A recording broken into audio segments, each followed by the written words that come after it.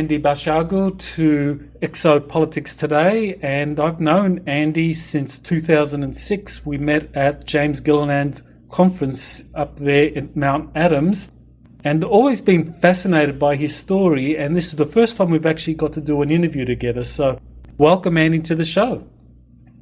Thank you for having me, Michael. Good to be with you again. I think the last time we were together was perhaps, March of 2017 at Joan Ocean's conference in Hawaii? That's right, something like that. And that was... About 5 years ago, yeah. So it's really great that we get to kind of dive into your story. And there's a lot of people in my audience that probably haven't heard of you and haven't heard of how you got involved in this incredible time travel experiment called Project Pegasus. And for you, it began as a 6-year-old, where you say that you were introduced to the program by your father. So why don't you tell us about your father, what he did, the company he worked for, and how you got involved in Project Pegasus? Well, this is really the origin of the U.S. time-space program that became Project Pegasus.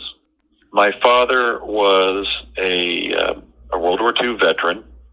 He had been a combat medic and ambulance driver with the 13th Airborne Division in France and Germany during the war. After the war, he attended Lehigh University, where he received a BS in electrical engineering. And he was working at Okanite Company in Paramus, New Jersey in 1951-52. And after the very significant overflight of our nation's capital, literally the Capitol Dome, by 9 extraterrestrial craft flying at 7,000 miles per hour as clocked by Langley Air Force Base. My father was visited by a colonel with the Air Force who came to his desk at Okanite and ordered him to report the next Monday at Curtiss-Wright Aeronautical Company in Wood Ridge, New Jersey.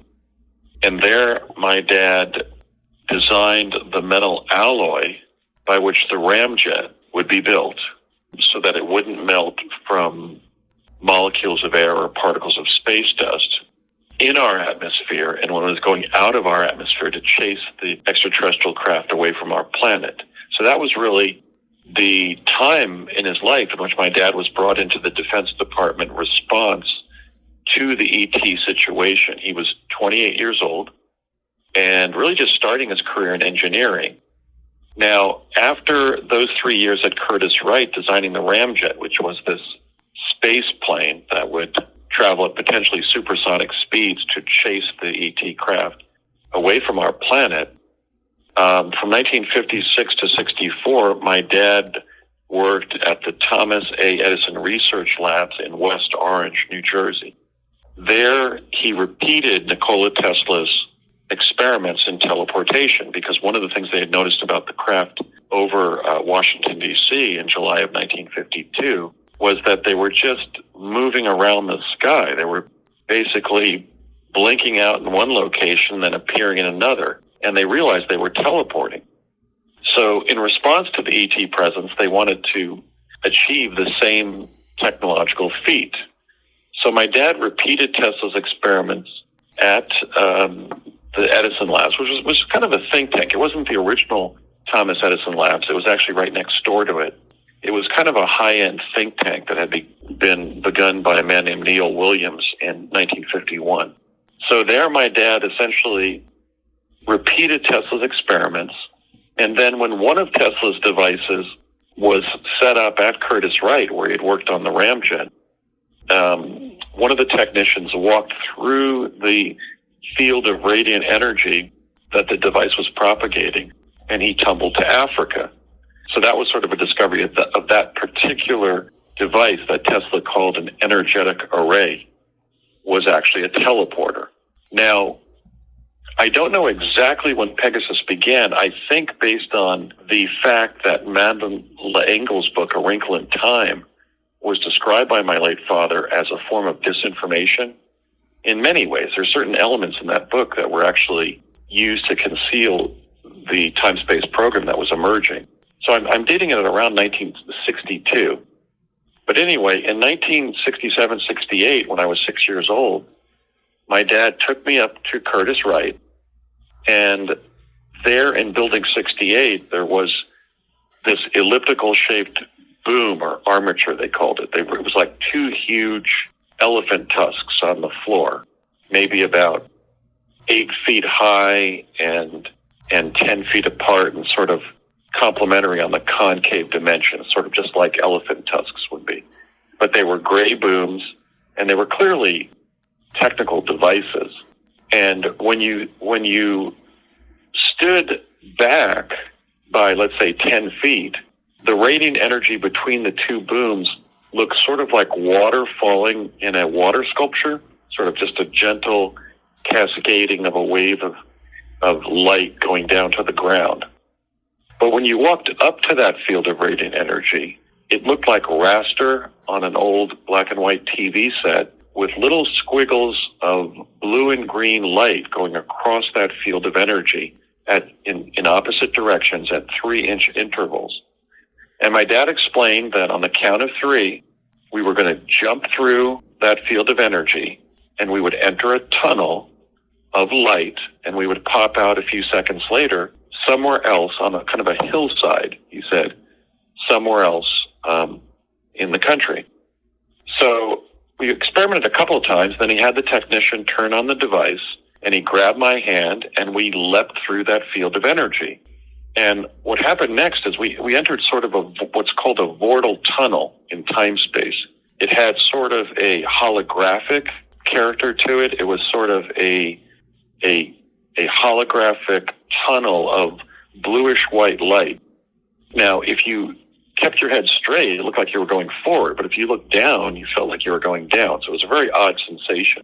And our hair was kind of moving around from the electrostatic discharge inside the tunnel. And just as my father had described, well, first he had warned me that he might have been separated from me in the tunnel, which is in fact what happened. He got sort of sucked through the wall of the tunnel because the tunnel would fragment as it reached its destination sometimes.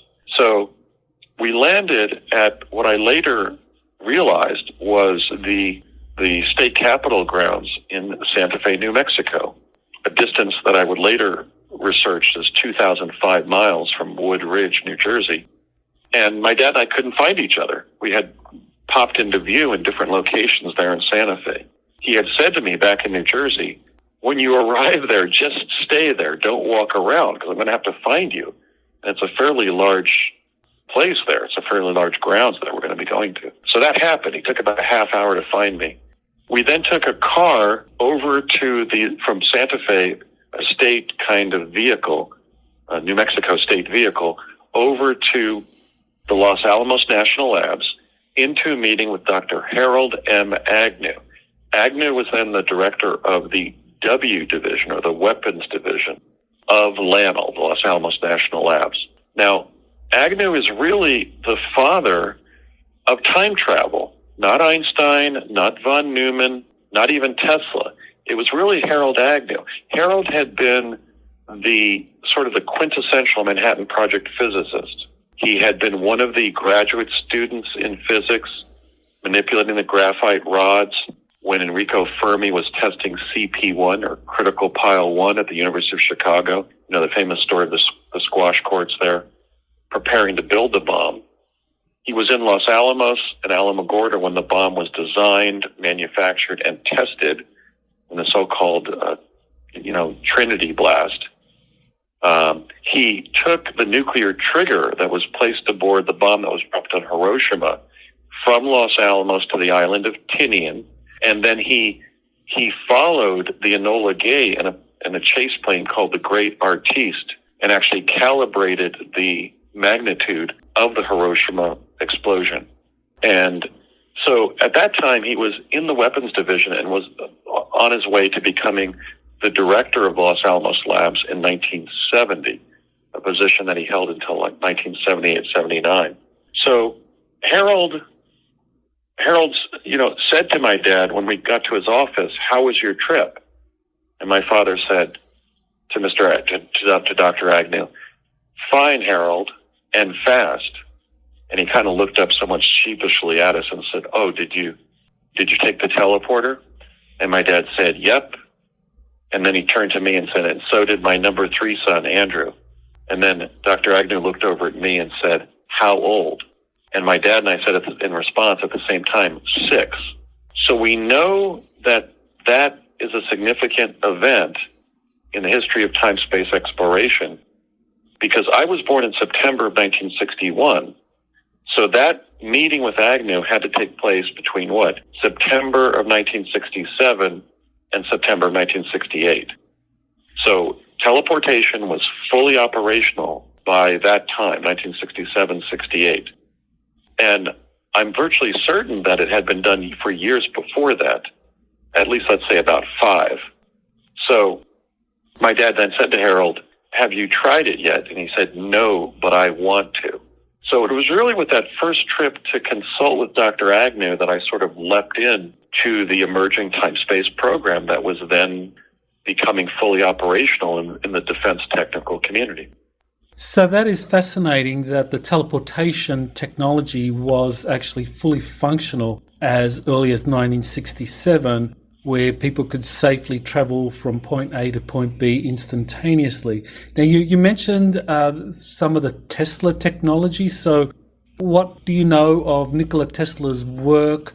I mean, the Philadelphia experiment is probably one of the most famous incidents, but that is one case where teleportation didn't occur successfully. But somehow between that experiment in 43 to what you went through in 1967, they had worked out the kinks. So do you know how and when that happened?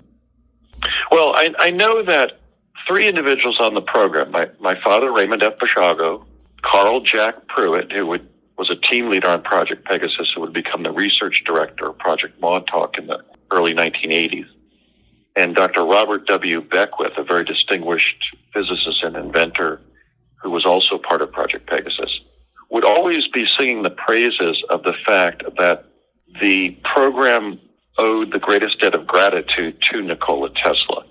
So, I speak of this as the 3rd Tesla. There was the Tesla, the electrical engineer.